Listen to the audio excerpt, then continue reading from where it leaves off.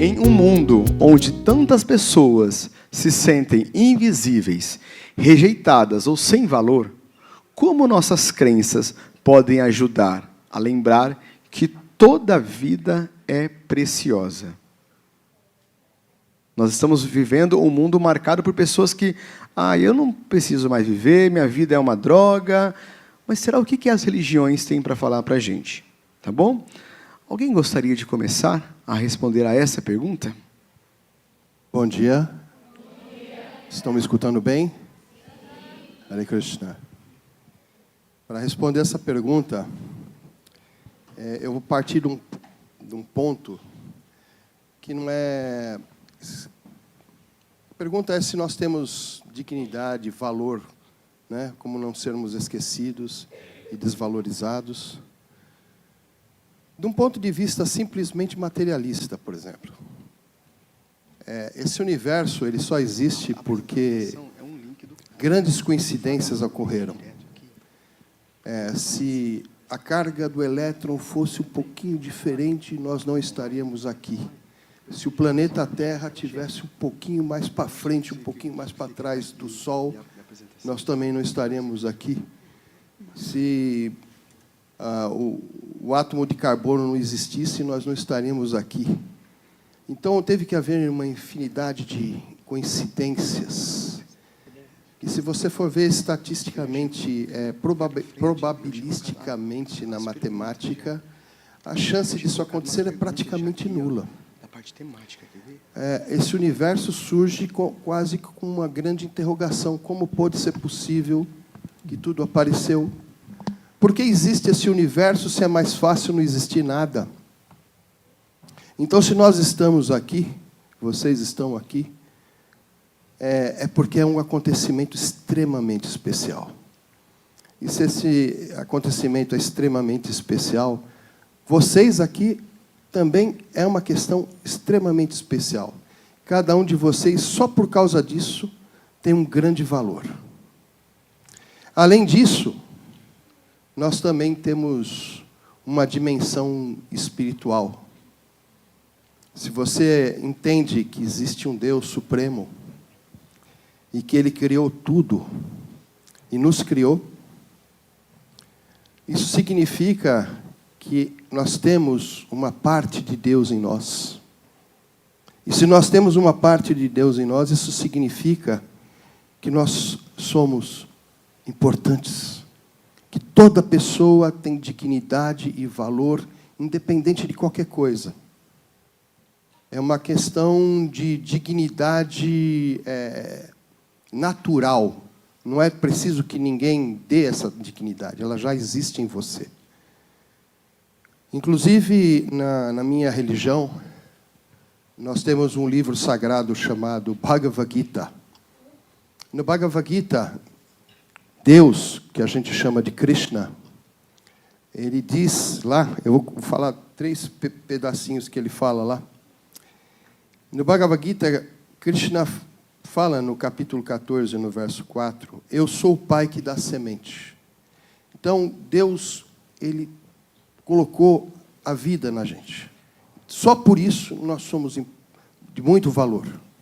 Ele fala também, no capítulo 15, verso 7, as entidades vivas são minhas partes eternas.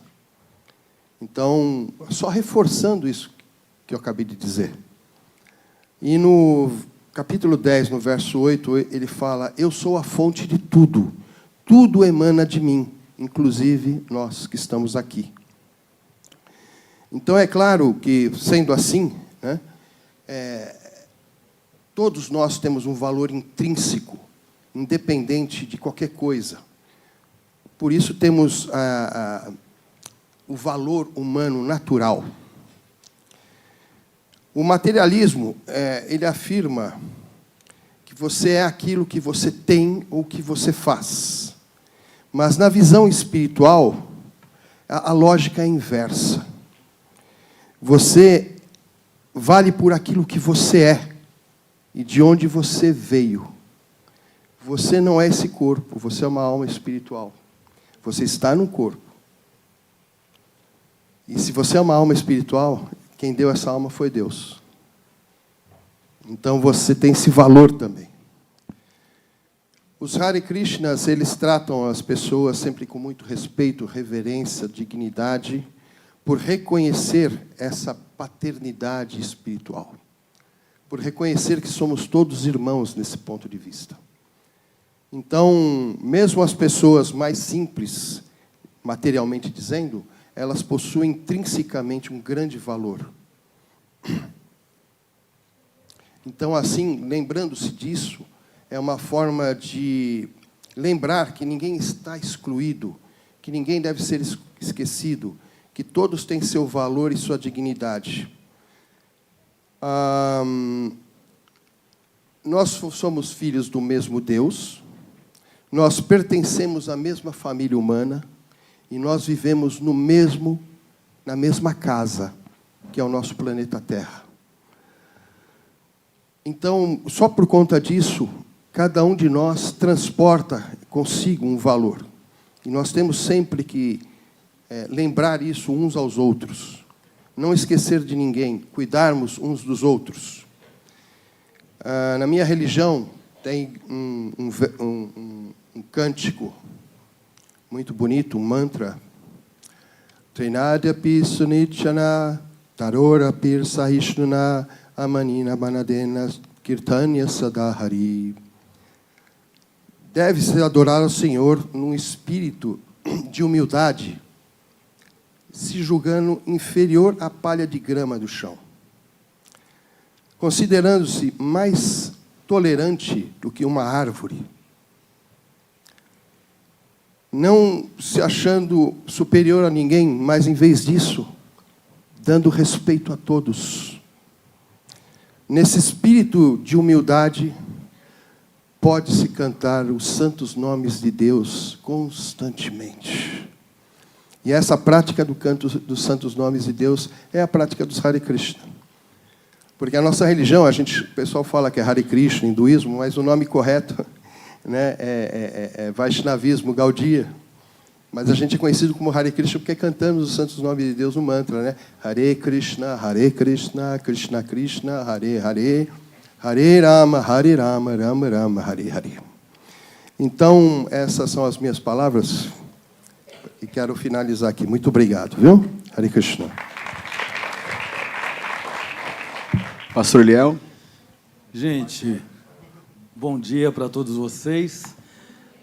Conversando com o professor Max, né, eu trouxe aí falei assim, vou levar uns livros. Ele falou assim, o pessoal lá gosta muito de cultura, tudo mais. Eu falei, vou fazer uma média. Eu estou com esses dois livros aqui. Um é Confissões de Santo Agostinho. Quando eu estudei teologia lá em Atibaia, eu tinha um professor batista, né, que o pessoal chamava ele de padre, viu, o padre Leomar? Porque ele falava assim, eu sou devoto de Santo Agostinho. Vocês não podem morrer sem ler Confissões. Então, nesse livro Confissões, Agostinho fala no início, na introdução, para falar sobre a vida dele, ele diz uma frase célebre. Ele diz assim, fizeste-nos para ti, e inquieto está o nosso coração, enquanto não repousar em ti. Olhando um pouquinho para o texto que vocês usaram como base para falar da importância da gente, né? Da preciosidade da vida, né? O livro de Isaías 43, o livro do profeta Isaías, que é um livro tão importante na tradição judaica e também na tradição cristã. Esse capítulo 43 é um capítulo que fala das promessas de Deus com Israel, tanto do presente, do seu público original do profeta Isaías, mas também em perspectiva no futuro, né? É um capítulo que fala do poder, da autoridade de Deus no tempo, na história, da criação de Israel, e que o foco também, embora a gente empresta aqui essa perspectiva do valor, né, e a gente se coloca no lugar de Israel como alvo do amor de Deus, da importância de Deus, e é legal olhar isso, tendo Israel como em perspectiva, porque Deus mesmo fala para Israel várias vezes, não existe nenhum valor intrínseco em vocês. Eu não escolhi vocês porque vocês são melhores do que outros povos. Aliás, Deus fala, eu tinha gente melhor para escolher, mas eu escolhi vocês. Então, a questão de Israel, o foco não é Israel em si. Se você pensar em termos de Isaías 43, o foco, na realidade, é a pessoa de Deus e não a nação de Israel. Porque, primariamente falando em termos do texto, mas é muito legal a gente ter em perspectiva, olhando para a realidade do nosso dia a dia, da nossa vida, como diria Agostinho, né? Da nossa vida caída, como filhos de Adão e tudo mais, como, olhando em perspectiva, mesmo sendo quem nós somos, em Adão, né? Caídos, como diz Paulo aos Romanos, né? 3:23, porque todos pecaram e destituídos estão da glória de Deus. Ou seja, não há valor intrínseco em nós, mas é a graça de Deus que nós cremos como cristãos a partir de Cristo, que faz todo sentido na nossa vida. E Agostinho é um camarada que representa tudo isso, porque ele foi um intelectual, ele foi um devasso, um amante dos prazeres da vida, mas que um dia ele ouviu em latim a vizinha falando tolle leg, que é uma expressãozinha em latim que significa toma e lê, toma e lê. E ele entrou em casa, abriu um texto do apóstolo Paulo, que era uma espécie de retrato da história da sua vida. E ele tinha, a mãe dele frequentava a igreja em Milão, e o bispo em Milão, na época, era um cara chamado Ambrósio de Milão. E Agostinho achava que os crentes eram tudo gente chata, tudo gente ignorante. Aliás, até hoje, quando a gente pensa em termos de religião e fé, a gente sempre pensa nesses modos. Gente de fé, gente crente, católico, pode ser o que for, é um pessoal esquisito, né? E Agostinho tinha essa perspectiva também. Só que ele começou a ir acompanhar a mãe dele, a Mônica, né? Na tradição católica, a Santa Mônica, e ele falou, esse Ambrósio aí, esse cara é diferenciado, pô. E as pregações de Ambrósio começaram a tocar o coração de Agostinho. E Agostinho se tornou um grande líder da igreja. Ele é considerado o primeiro grande sistematizador da teologia cristã, ele é do século IV. Aliás, né, tem aqui o Confissões de Santo Agostinho. Isso aqui é um texto original grego. E Agostinho, no século XVI, né, pensando aí na questão que eu estou falando aqui em nome como se fosse dos protestantes, Lutero é um camarada, como o pessoal do seu tempo, do século XVI, eles querem remontar os originais. E tinha um católico importante no século XVI, o Erasmo de Roterdã. Ele traduz, e ele tem o texto grego, e no século XVI o pessoal está procurando voltar aos textos originais. E Agostinho, então, é alvo desses estudos e esses textos aí. Com certeza, a vida vale a pena ser vivida. Cada um de nós somos únicos. Não existe ninguém como você debaixo desse sol, como diria Salomão. Viva a vida, aproveita as oportunidades que você tem. A sua família é única, não existe nenhuma outra como você. Cada um de nós aqui, ninguém vai sair daqui hoje e vai para a lua. Você vai para a sua casa. E cada um de nós aqui, aonde nós chegarmos, a gente vai chegar num lugar aonde eu e você podemos ser bênção. Seja bênção na vida do seu pai, da sua mãe, do seu tio, dos seus professores. Aproveite as oportunidades. Em um mundo com tantas pessoas que se sentem invisíveis e rejeitadas e sem valor, seja você essa pessoa de valor. Porque aquilo que você crê, independente do que seja você o que for em termos de fé, ou mesmo seja você um ateu ou agnóstico, você pode ser alguém que faz diferença positiva no nosso tempo e na nossa geração. E é isso que eu desejo para vocês, que vocês sejam um tipo de gente, independente a partir da onde você faça isso, viva a sua vida de um jeito que vale a pena, porque o que nós temos hoje é não é à toa que o tempo de hoje se chama presente, porque de verdade é presente. Abra o presente, viva o presente, celebre o presente, porque a vida é o tipo de espécie e de tempo que vale a pena ser desfrutado. Presente. Bom dia. Bom dia. Bom dia. Muito boa pergunta. Veja, para muitas pessoas, a religião é um dos aspectos que mais dão sentido para a vida. E a nossa vida em sociedade, somos criados como seres sociais, depende muito da forma como nós cremos. Então, a crença em si não garante um mundo melhor. Depende da forma como a gente vive essa crença, em qualquer religião, em qualquer expressão religiosa. No caso do judaísmo, do cristianismo, e eu creio que, em certa medida, das outras religiões também, Deus nos cria por amor, a sua imagem e semelhança. Deus não só nos cria por amor, mas Ele vem frequentemente ao nosso encontro na história, e o ápice dessa manifestação é o próprio Jesus. E em Jesus, Deus não só vem ao nosso encontro, mas Ele se identifica conosco. Então, cuidar uns dos outros é uma forma de honrar a Deus, é uma forma de reverenciar a Deus. Maltratar o outro é uma forma também de desonrar, de ofender a Deus. Por isso que é muito importante para nós, e eu creio que para todas as religiões, porque religião significa isso, religar. Religar-nos ao nosso sagrado, seja ele qual for, mas religarmos-nos uns aos outros e religarmos-nos à criação. E esse é um aspecto muito esquecido nesse tempo em que nós estamos vivendo a crise climática. O Papa Francisco, na Laudato Si, que é um documento que ele lançou alguns anos atrás, ele vai dizer que a criação é uma linguagem do amor de Deus. Portanto, veja, essa forma de viver a fé, seja em que religião for, olhando o outro como alguém que não pode ser comparado a nenhum preço, ou seja, a pessoa ela tem um valor pelo que ela é.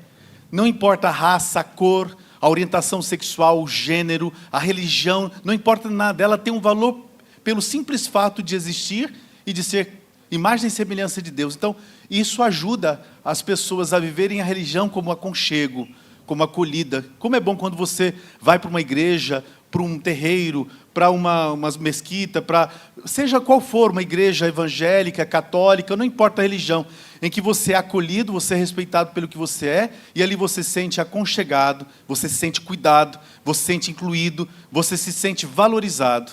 E isso falta sim em todas as religiões, começando na minha. Eu vejo que às vezes as pessoas entram como anônimas e saem sem que sejam vistas.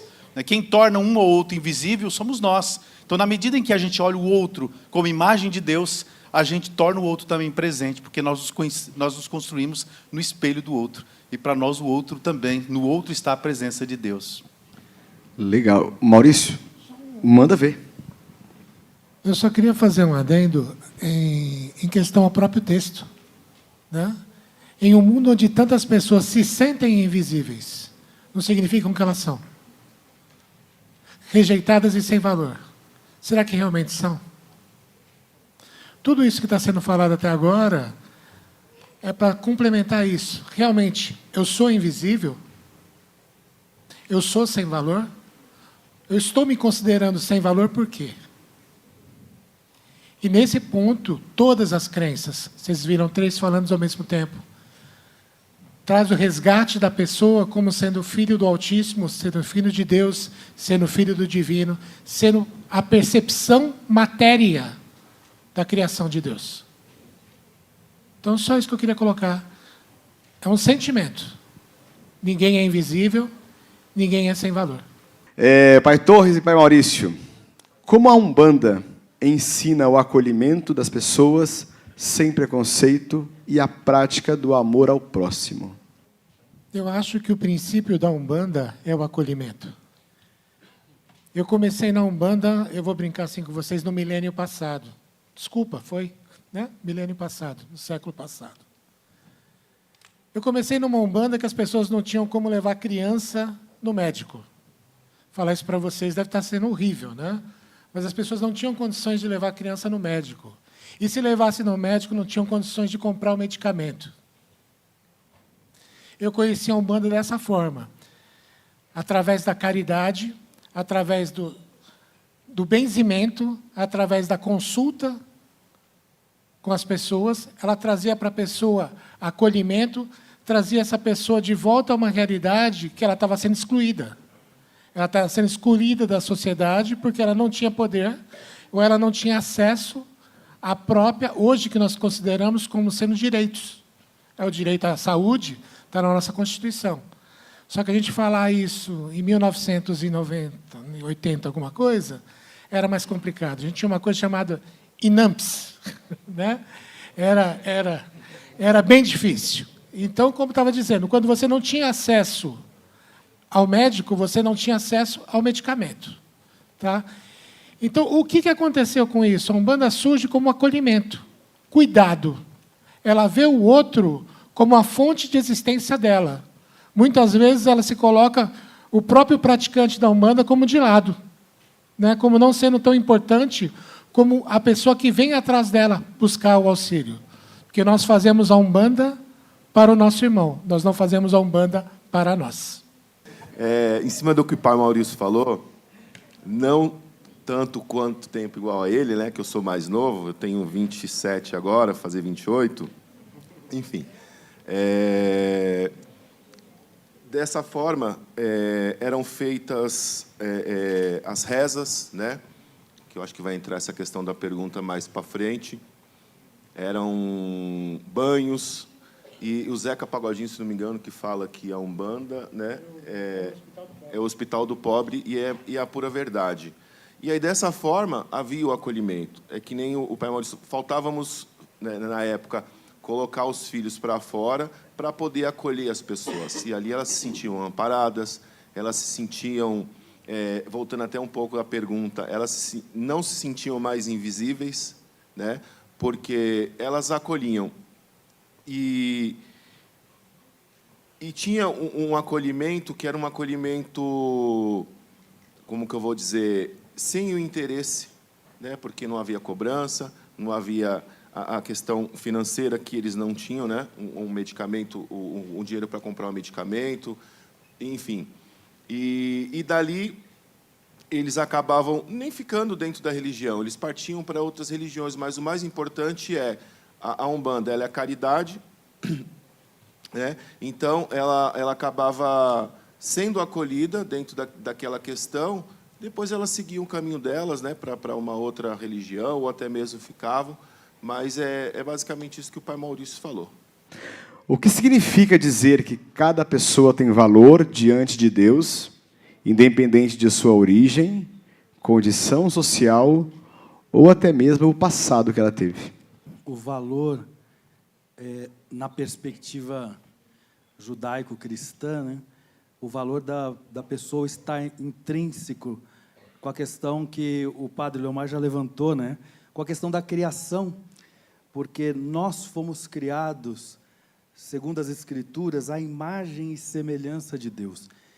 Então, nós trazemos o traço daquele que nos criou. O Mahesh disse na fala dele a respeito dos mundos e isso, aquilo tudo, os cosmos, porque ele é biólogo, né? Então ele gasta todo o conhecimento dele, mas é muito legal essa perspectiva da criação, da marca do Criador.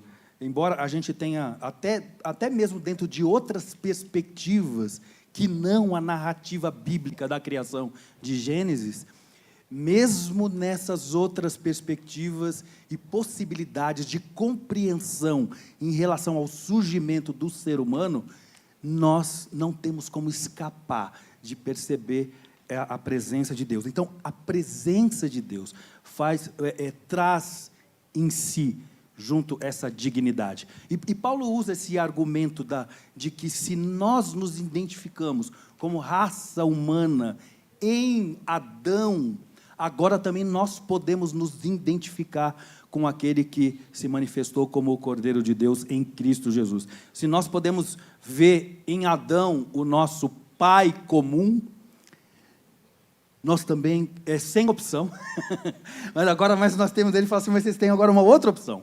Vocês têm a opção agora também de ver em Cristo esse segundo Adão. Então, Paulo faz esse tipo de argumentação. E é nessa perspectiva que a gente vê esse valor intrínseco. A gente está bem pertinho aqui da IBNU, a Igreja Batista Nações Unidas, do pastor Luiz Saião, que é um intelectual de Bíblia e teologia, e que é um homem que tem uma história de vida muito louca. Ele foi encontrado numa lata de lixo, e foi criado por uma família aleatória, e não tinha muita perspectiva de futuro. E simplesmente esse camarada foi para o norte do Brasil com um parente distante depois, no futuro, e esse camarada veio depois estudar na USP. Ele é linguista, ele é especialista em hebraico pela Universidade de São Paulo, se tornou, ele está na categoria não inteligente, está na categoria gênio. Mas o que mais me chama na vida do pastor Saião é a dignidade que ele vê nas pessoas. Porque é diferente você ver um doutor, um mestre, teólogo, isso, aquilo, outro, no escritório. E você vê esse camarada chorando pela condição que vive crianças, adolescentes expostas, seja no norte do Brasil, no Nordeste ou em qualquer outro lugar do mundo. Seja na esquina da nossa casa, em algum lugar, na Oceania, na Ásia, na Europa, ou que seja lá onde for. Mas de que a gente colocar essa nossa vocação ao serviço. Há dignidade em nós por causa da presença da marca da criação de Deus em nós. Por que a caridade é considerada tão importante no Espiritismo e como ela se relaciona com o respeito à vida humana? Primeiro, eu gostaria só de dizer, viu, Max, que a doutrina espírita, no fundo, ela não deveria ser... Não veio para ser mais uma religião, né? A gente pode até encontrar um templo espírita ou esse movimento humano, né? Mas, no fundo, ela não queria ser mais uma religião. Ela veio como um momento muito especial para a humanidade. Assim como a humanidade estava pronta para receber Jesus, chegou um momento da humanidade em que ela estava pronta para receber determinadas informações. As informações espirituais. O que seria isso? Por exemplo, fazendo uma analogia, vocês se lembram que inventaram uma coisa chamada microscópio, concorda? Vocês já ouviram falar do microscópio, que você consegue enxergar vírus e bactérias? Antes do microscópio, ninguém sabia que existiam esses bichinhos tão pequenos, concordam? Não é à toa que muitos médicos eles não sabiam fazer operação, cortavam um bisturi de um, de outro, o paciente morria e não sabia que era uma infecção causada por bactérias. Até que um holandês inventou o microscópio e depois de 200 anos que inventaram o microscópio, descobriram das infecções e etc. Olha como a humanidade ainda demora para compreender algumas coisas, né? E aí eles falaram, olha, existe um mundo novo. Essa vida está aí. Tudo está rodeado de vírus e bactérias, que a gente sabe, né? E esse microscópio desvendou esse mundo novo. A humanidade conseguiu alcançar esse conhecimento. E a doutrina espírita veio como esse mundo novo desvendado, desse mundo espiritual muito próximo da gente. E os espíritos começaram a trazer informações à humanidade, agora já mais preparada, e esse mundo novo se descortinou, essa relação com o mundo espiritual. E quando esse mundo novo se descortinou, os espíritos começaram a trazer orientações à humanidade, e dizendo o seguinte, olha, vamos olhar para Jesus com mais carinho, com mais seriedade. E Jesus, ele disse o seguinte, chegaram para ele e perguntaram assim, mestre, resuma para a gente aí todas as leis, todos os profetas. E ele disse assim, amar a Deus sobre todas as coisas e ao próximo como a ti mesmo. Ele colocou o amor como a base de tudo. E a doutrina espírita, que vem trazer essa leitura do mundo espiritual a respeito de Jesus, não teria como ser diferente, concorda? Não teria como ser diferente. Por isso que a caridade, Max, ela está na base da doutrina espírita, porque foi esse o pedido de Jesus. Não tem como a gente viver em sociedade se a gente não ter respeito, amor e consideração pelas outras pessoas. E eu faço um desafio para você. O dia que você estiver se sentindo triste, se sentindo acanhado, acabrunhado, de momento você tiver aquele em baixa, faça o teste. Faça algo por alguém. Seja uma simples xícara de café, não dividir o lanche daqui da escola, uma conversa, uma brincadeira, e você se movimenta por dentro do seu coração, você vai ver como você se anima. Você conversa com um amigo, com uma amiga, como aquilo te anima. Essa é a essência divina nas pequenas coisas, na troca do bom sentimento do amor. É isso que Jesus pediu. Por isso que a caridade faz parte da essência das relações em qualquer circunstância. Não só dentro de um templo religioso, mas sim no dia a dia nosso da vida. Se o amor é uma força universal, por que ela precisa ser aprendida? Se já nasce com a gente, por que o ser humano tem que aprender a tudo isso? Bom, o amor, filosoficamente dizendo, não existe só um tipo de amor. Existem vários tipos de amor diferentes. Por exemplo, Platão chamava de eros. Se for ver o discípulo dele, o Aristóteles, chamava de filia. Né? O eros é o amor na falta, é o amor no desejo. Aristóteles dizia um amor na presença, amor daquilo que você já tem. E, claro, prosseguindo no grego, em homenagem ao meu pastor, aqui, o Eliel é o meu pastor. Tá? E o que acontece é que Jesus, por exemplo, chamava o amor de ágape, que é o amor incondicional, o amor transcendental. Em sânscrito nós temos, porque a língua das escrituras sagradas da Índia é o sânscrito. E em sânscrito você tem também caracterização de dois tipos de amor. O kama, que é o amor desejante, igual Platão definiu alguns milênios depois. E também, kama também significa o amor filia, que é o amor possessivo, o amor na presença, que também Aristóteles falou milênios depois. Mas também, em sânscrito, você tem uma palavra para amor que é prema, que é o amor transcendental a Deus, que equivale ao amor que está na Bíblia como ágape. Então, como a pergunta diz ali, né, se o amor é uma força universal, depende de que amor estamos falando. O amor mais importante, que eu acho que devemos considerar como aquele que você não precisa aprender, mas você tem que sofisticá-lo, é o amor a Deus. Vocês lembram, que eu acho que vocês são todos cristãos, qual que é o primeiro mandamento de Jesus Cristo? Exatamente, esse é o primeiro mandamento. Amar a Deus sobre todas as coisas. Porque dentro da visão védica, da visão Hare Krishna, nós praticamos um tipo de yoga que chama Bhakti Yoga, que é yoga devocional, para florescer o amor transcendental a Deus. Esse amor ágape, esse amor prema, que é o verdadeiro amor, que você já tem naturalmente, porque nós não somos o corpo, nós somos a alma. E a alma tem um relacionamento eterno com Deus que está esquecida. Então, nós não precisamos aprender o que é amor, mas precisamos desenvolvê-lo. Nós precisamos aperfeiçoá-lo. E é esse que é Então, a pergunta lá, se o amor é uma força, né, devemos cultivá-lo? Sim, aprender também, para sofisticar, para aprender mais. Porque eu tenho certeza que quando eu falei que existia mais de um tipo de amor, a maioria de vocês não sabia disso. Quando você fala amor, é um termo vago. Do que você está querendo dizer com isso? Né? Então, é preciso definir que tipo de amor, do que nós estamos falando. Nesse caso, agora, estou falando de prema, estou falando de ágape, do amor transcendental, da relação entre a alma e Deus, que juntos os dois, aquilo que o padre chamou de religare, religião, que em sânscrito tem um nome, yoga. Yoga significa exatamente isso, unir a alma espiritual com o Senhor Supremo.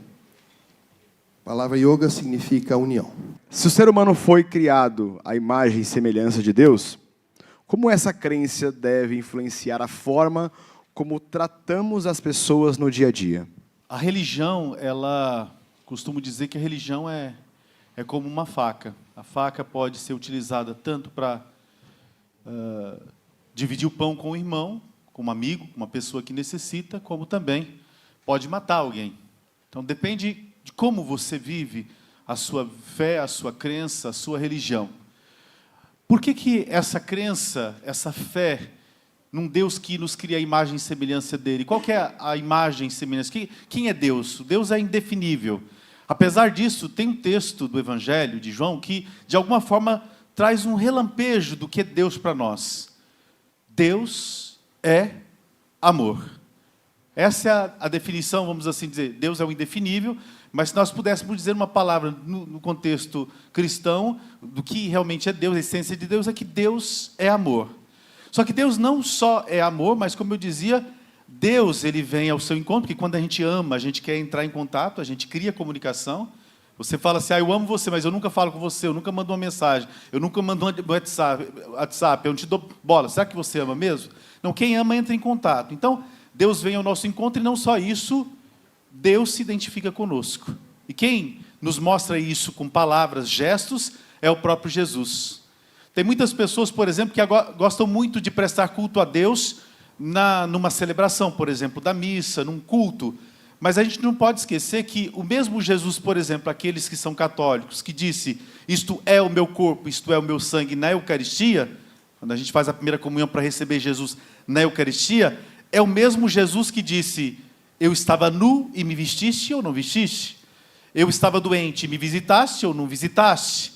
Então, na medida em que nós cremos que somos imagem e semelhança de Deus, e que se Deus é amor, nós somos criados também para viver esse amor, mas não um amor abstrato, mas esse amor concreto, um amor que se revela, claro, nessas dimensões várias que já foram ditas, mas um amor, sobretudo, que se desdobra em cuidado uns com os outros e com a criação. Então, isso, logicamente, ajuda muito no nosso dia a dia, nos relacionamentos que nós temos uns com os outros, seja na escola, na família, na sociedade e também na nossa relação com a criação. Para Leomar, eu queria saber qual a importância da missa. Cada religião tem as suas formas, o seu modo de proporcionar meios, caminhos para se conectar com o sagrado. Dentro do cristianismo católico, a missa é o ápice dessa conexão. Por quê? Porque a missa é a celebração da paixão, morte e ressurreição do Senhor Jesus. Então, Jesus, o Deus encarnado, ele veio a este mundo, ele, ao partir, ele deixa um sinal. No sinal, ele usa dois símbolos muito importantes, pão e o vinho, que é símbolo daquilo que não pode faltar. Ele volta para Deus e fala, olha, para vocês continuarem a missão, eu deixo esse sinal. É por isso que, para o cristianismo católico, toda vez que um padre, um bispo, celebra uma missa, é fazer memória daquilo que aconteceu lá 2000 anos atrás. Fazer memória não significa só lembrar, mas atualizar, dizer assim, olha, ele está presente no meio de nós. Então, a Eucaristia, a gente chama também de Eucaristia, missa, Eucaristia, a celebração eucarística, é justamente essa lembrança atualizada que alimenta a nossa vida cristã. Infelizmente, no decorrer da história, por um certo moralismo, a Eucaristia, ou seja, o acesso à comunhão, ficou praticamente limitado, por exemplo, a um pensamento de que seria um prêmio para os santos, os puros. Hoje tem muita essa mentalidade. Só quem pode aceder à comunhão é aqueles que estão numa situação de pureza e tudo mais. Eu faço uma crítica a esse pensamento, porque a Eucaristia, a missa, é alimento para nós que estamos a caminho. Assim como no povo do deserto, que estava caminhando em direção à terra prometida, precisou do maná, nós também, no deserto da nossa vida, cheio de alegrias, de sofrimentos, de dores, e nessa busca de sentido, a gente precisa de alimento espiritual para que a gente possa aguentar o tranco e encaminhar-nos para a vida eterna. Então, a missa tem essa importância, faz memória, e além do mais, tem um outro aspecto. A missa lembra que nós somos comunidade, somos chamados para o serviço. Se vocês olharem, por exemplo, os evangelhos, Mateus, Marcos e Lucas, que são chamados de evangelhos sinóticos, que podem ser olhados em paralelo, sim, o mesmo olhar aqui, eles têm algumas semelhanças muito grandes, eles enfatizam essa questão mais cultual da missa, o pão e o vinho, o gesto de Jesus de pegar esses símbolos e falar, façam isso em memória de mim. Se vocês pegam o Evangelho de João, João vai insistir no aspecto do serviço. Não adianta você cultuar a Deus indo na missa, se você esquece de Deus que está presente no irmão, se você esquece de servir. Portanto, nós, como cristãos, alimentando-nos da Eucaristia, somos chamados a ser outros Cristos no mundo, ou seja, presença de Jesus no mundo. Oi, meu nome é Marina e eu queria saber quem são os pretos velhos, caboclos e outras entidades que aparecem na Umbanda. Primeiro, nós falamos que são os nossos ancestros, aqueles que vieram antes de nós, né? São espíritos que já militaram no mundo da forma, já tiveram uma roupagem corporal. Então, são espíritos que já tiveram num corpo, foram para o outro plano e hoje nos auxiliam. Tá? Essa roupagem de preto velho, caboclo, nada mais é que uma roupa. É uma forma de apresentação. Agora eu vou acabar com vocês quando eu falar para vocês. Vocês sabiam que na religião oriental, lá na China, na Tailândia, existem entidades que se apresentam curvadas, manifestos através da mediunidade, e elas se apresentam curvadas, e lá não tinha preto velho. Então, é um arquétipo. Se a gente for falar com Mahesh, a gente fala assim, né? A entidade se apresenta através do chakra básico, né? Lá embaixo, e aí ela acaba envergando o corpo. Então, através da mecânica da incorporação, ela atua num chakra e ela faz essa manipulação do corpo para frente ou para trás, ou reto ou curvado. Tá? Nada mais são do que nossos ancestres. Disse bem, né? Eles são... Porque, assim, dentro do... Eu não tenho gabarito para falar sobre a questão do candomblé, mas dentro da nação, né, do candomblé, eles têm como ancestralidade a questão do orixá, né? E nós, na Umbanda, nós temos a nossa ancestralidade, os caboclos, os pretos velhos, os baianos, os boiadeiros, e como o pai Maurício disse, são entidades, né? São guias de luz que já tiveram uma passagem terrena, né? Então, eles já tiveram uma vivência aqui na Terra. Complementando a questão do preto velho, e ele vem mais nessa condição, né? Numa energia de um velho. Por quê? Às vezes, as pessoas que estão na assistência, né, que elas vêm em busca de um passe, em busca de uma palavra, de um abraço, de uma entidade, para que ele tenha credibilidade, ele precisa manifestar nessa energia de um velho, porque na cabeça das pessoas, se for algo novo, né, não tem tanta credibilidade, não tem experiência. Então, essa é a grande questão dos pretos velhos. E se a gente for buscar a história, na época, né, da escravidão, os negros eles morriam com 30 anos, é isso? Então, de tanto que eles trabalharam, né, com 30 anos, e uma pessoa com 30 anos não é velha. Eu tenho 30 anos, eu não sou velho. Como é que é? O pastor tem 31, né? 31. Né? Mas naquela época, sim. Então, eles se manifestam nessa energia, né, como o velho, para passar credibilidade para as pessoas. Mas, às vezes, dentro de um terreiro, um preto velho, ele dança, um preto velho, ele levanta, continua assim com o arquétipo, né, um pouquinho curvado, exatamente pela questão do cansaço, né, do trabalho, né, que eles tiveram. O caboclo ele tem mais aquela, né, do vigor, da força, da energia, né, porque ele manifesta como uma energia de um índio, né, de uma tribo indígena. E também tem os herês, né, que são as crianças, que manifestam com uma energia de criança, que para nós, né, dentro da Umbanda, é a trilogia da Umbanda, que é o caboclo, preto velho e o herê, que são as 3 fases da vida: a criança, o adulto e o velho. Representa a pureza, a inocência, a força, o vigor e a coragem, e a sabedoria do velho. Oi, tudo bem? Meu nome é Helena e eu queria perguntar qual foi o papel da Allan Kardec na criação do Espiritismo? O Allan Kardec ele não foi o criador do Espiritismo, como muitas pessoas profetizam, Helena. Assim, na verdade, ele reuniu as informações do mundo espiritual. Ele percebeu, através das comunicações que estavam ocorrendo na França, inicialmente através de batidas na parede. Olha só que curioso, né? A pessoa ia lá, ouvia batidas na parede. ouvia vozes, ouvia pancadas, e eles começaram, mas quem está causando todos esses fenômenos? Eles começaram a estudar, e o professor Allan Kardec, né, era um pseudônimo dele, ele era um professor Rivail, ele, como um homem de ciência, naturalmente quis entender o que estava acontecendo. Poxa, tem um fenômeno inteligente por trás disso, essas batidas, esses fenômenos. Eles começaram a, vamos dizer assim, fazer um alfabeto. Olha, uma batida é sim, 2 batidas é não. E começaram a conversar, agora faz o A, faz o B. E começaram a estabelecer uma espécie de diálogo com essas entidades. E aquilo foi só para chamar a atenção da sociedade, que começou em várias partes da França, Estados Unidos, esses fenômenos ocorrerem.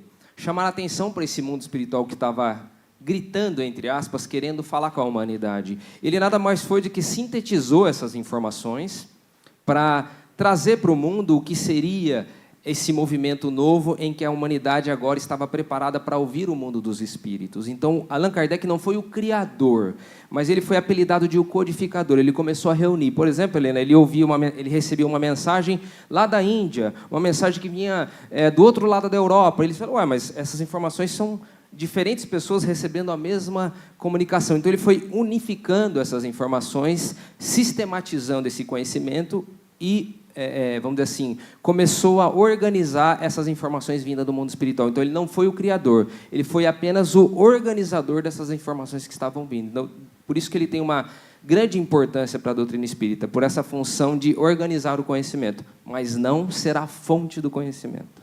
Uma doutrina com muitos deuses não causa uma confusão de doutrina? Quando você fala de hinduísmo, você não está falando de uma religião. Hinduísmo é um grupo de centenas, milhares de religiões. Assim como quando eu falo cristianismo. Cristianismo, eu estou falando de uma religião? Não. Eu estou falando de um grupo religioso. Por exemplo, aqui eu tenho um cristão ali, tenho um cristão aqui, tenho um cristão aqui, tenho um cristão ali, cristão aqui. Cada um é cristão, só que cada um tem uma linha de pensamento totalmente diferente da outra. O hinduísmo, por ser muito mais antigo do que o cristianismo, milhares e milhares de anos antes, tem muito mais vertentes. Então, tem algumas vertentes que buscam, são religiões materialmente motivadas, que buscam benefícios materiais, e essas são as que são chamadas de politeístas, porque elas não estão muito interessadas no conhecimento transcendental, no relacionamento da alma espiritual com Deus Supremo. Elas querem coisas materiais, querem ter bom casamento, querem ter boa saúde, querem se dar bem no trabalho. E aí eles acham melhor pedir ajuda para devas. São deuses com D minúsculo. Eles são Deus.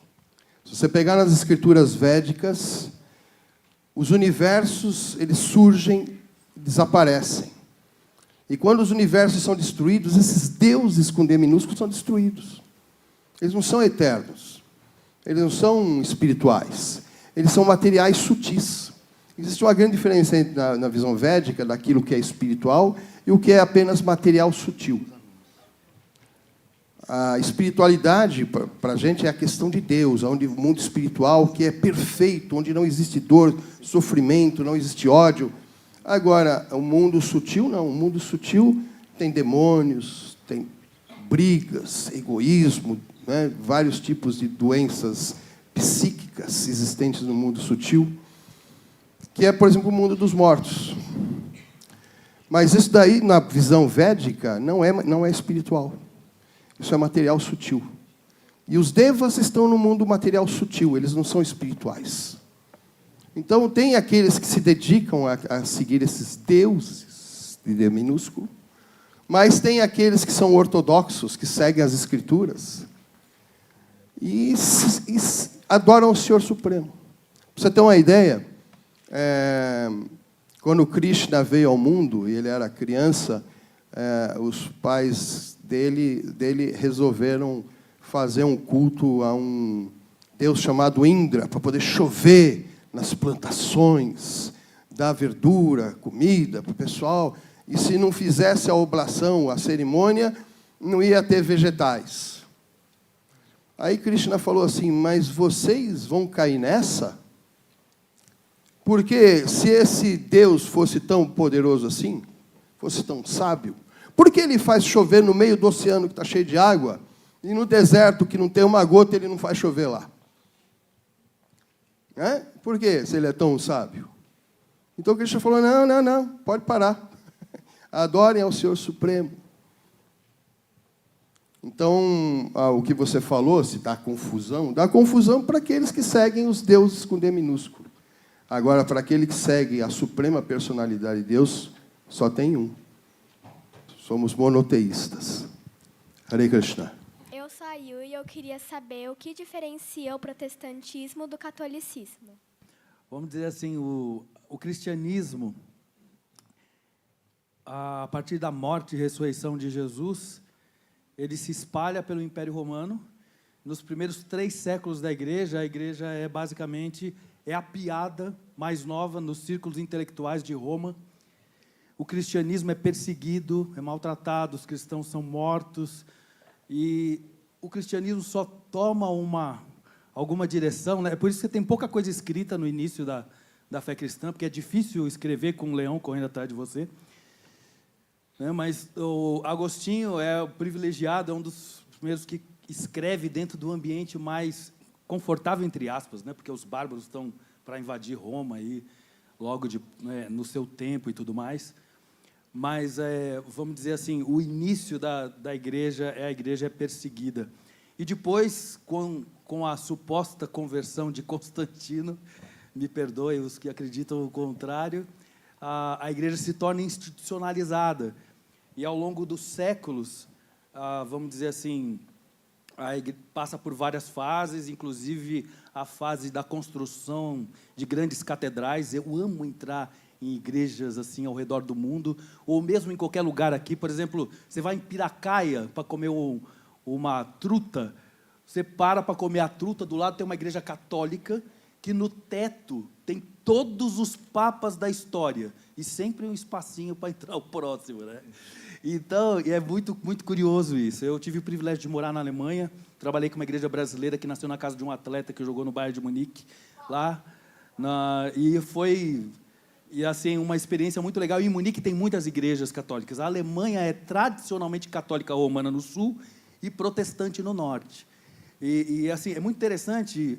Anos depois, eu trabalhei um tempinho também no norte da Alemanha, e a gente percebe isso até nas construções. Você, tipo, lá no norte da Alemanha, na cidadezinha que eu morei, uma cidadezinha chamada Viena, do lado praticamente da Holanda. Se você pegasse o trem para o lado oposto, você ia parar numa cidade da Holanda. A igreja católica ficava num terreno 10 por 25, a igreja luterana num baita de um prédio, e uma igreja reformada alemã com sepulcros do século XVI, XVII. Então, e no sul é exatamente o oposto disso, né? A Alemanha, no sul, é tradicionalmente católica romana. Mas, enfim, daí para o catolicismo romano, no século XVI, Lutero, que é agostiniano, o instrutor dele, o John Staupitz, é um camarada que tenta ajudar ele tem um problema muito sério com pecado, com confissão. Ele ia fazer confissão, no meio do caminho já voltava, se sentia pecador de novo. John Staupitz falou, você tem que sossegar seu coração e tudo mais. Lutero era um cara meio perturbado com esse negócio de pecado. E é nesse contexto, com esse monge agostiniano, vamos dizer assim, que tinha questões também do seu próprio coração, de como lidar com o pecado e tudo mais, que vem o surgimento do protestantismo. Mas Lutero, ele não pensa em criar uma religião. Aliás, ele fala assim, como é que podem chamar a Igreja de Cristo pelo meu horrendo nome? Ele fala em um determinado momento na história. Mas a ruptura se dá, sobretudo, porque a Igreja Católica a Igreja Católica Romana, no século XVI, domina politicamente toda a Europa Ocidental. A primeira grande divisão foi no século XI, entre a Igreja do Oriente e do Ocidente. Por isso, hoje, quando você fala em Igreja Copta, Igreja Ortodoxa, egípcia, maronita, e por aí vai e tudo mais, você tem que pensar, vamos dizer assim, nesse escopo um pouco maior. Mas eu diria que o surgimento do protestantismo, originalmente falando, no século XVI, se dá mais, sobretudo, por conta do contexto da construção da Catedral de São Pedro, no Vaticano, em Roma, onde já tive o privilégio de estar também. Aliás, é uma experiência rica você estar num lugar onde você pensa, meu, o apóstolo Paulo passou aqui, Agostinho teve aqui, né? Lutero teve aqui. Esses caras. Então, é muito legal essa perspectiva toda. A gente tem, então, aí o estupim, quando Lutero pega o Tetzel vendendo indulgência na Alemanha, ele fica indignado com aquilo, prega as 95 teses na porta da Catedral da Universidade de Wittenberg, norte da Alemanha, onde eu também tive o privilégio de estar algumas vezes. E aquelas teses, elas são o estupim para o que a gente conhece como reforma protestante. A reforma, ela não foi uma reforma estritamente religiosa, como às vezes a gente pensa. A reforma protestante, ela foi, sobretudo, política, educacional. Aliás, a gente está falando dentro do contexto de uma escola, a influência da reforma protestante, em termos da perspectiva que a gente tem de educação até hoje, na Europa, é simplesmente incrível. Embora hoje eu comentava com os meus colegas hoje no caminho, que é triste, nós vivemos um tempo que pastores e padres que exercem as suas funções como sacerdotes, nem na Bíblia, nem em Deus eles acreditam mais. E a gente tem uma Europa pós-cristã, onde a gente tem as universidades. Se você pensar na Suíça, que o francês, né, João Calvino, vai fugido para a Suíça, monta lá em Genebra um centro de treinamento de pastores, que depois vão para o mundo inteiro, e a Escócia, a Inglaterra, que recebe esses camaradas que ele treina, e as universidades que são criadas na Alemanha, o sistema educacional da Suíça, da Áustria, da Alemanha e de vários países da Europa Central ali, e Ocidental, devem, sobre tudo isso, à visão educacional que esses camaradas tinham. Então, eu acho que eu espero ter respondido a sua pergunta. Muito obrigado pela pergunta. Esse assunto é um assunto fascinante. Aliás, para mim é uma honra hoje estar aqui numa escola de orientação católica, e eu diria, nós temos assim tantas coisas assim com o mesmo chão. Eu já exerci o ministério de tempo integral, trabalhando exclusivamente como pastor e missionário, inclusive quando eu estava na Alemanha, trabalhando nessa igreja lá, que nasceu na Casa do Jardim, quando eu jogava no bairro de Munique. Mas hoje eu divido o meu tempo, e eu trabalho na Prefeitura de Guarulhos. E a minha colega, que trabalha no expediente da Secretaria da Habitação, lá em Guarulhos, onde eu trabalho, onde eu tive a liberdade de sair para estar com vocês hoje aqui, ela é católica, romana, praticante, fervorosa, e tem uma filha que é missionária, inclusive. Eu tenho aprendido muito conversando e trocando ideias com ela. Eu respeito muito e compreendo a importância do lastro daquilo que nos une em termos da fé cristã. Sobretudo porque os 3 e 4 concílios da igreja cristã do início, né? Nicéia e Calcedônia, nós estamos alinhados assim, né, de fio a pavio nisso daí. Obrigado, desculpa a minha empolgação. Mas quando fala de Alemanha, dessas coisas todas, realmente o coração da gente ferve. E eu espero que vocês tenham, em relação à fé, não uma coisa assim para a periferia da vida de vocês, mas que vocês procurem colocar o sucesso da vida de vocês, que vocês sonham para a vida de vocês, a partir de uma experiência pessoal com Deus. Porque Deus, dentre tantas outras coisas que Ele é uma pessoa com quem você pode se relacionar com Ele.